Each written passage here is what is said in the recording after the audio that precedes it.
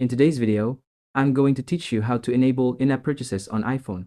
App won't let you buy that premium feature. Your in-app purchases might be disabled. Here's the quick fix that takes 10 seconds. Trying to upgrade an app or buy some in-game currency, but nothing happens when you tap purchase?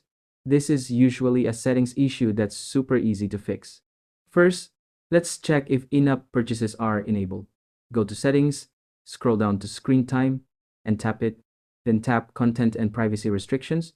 If this is turned on, tap iTunes and App Store purchases. Look for in-app purchases. If it says don't allow, that's your problem. Change it to allow and you're good to go.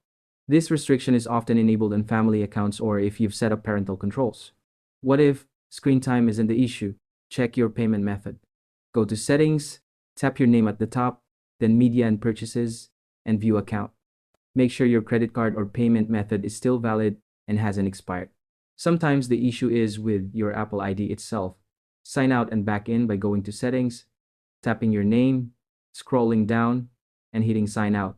Then sign back in with your credentials. Here's a weird one that happens sometimes. If you recently changed countries or regions on your Apple ID, in-app purchases can get temporarily disabled.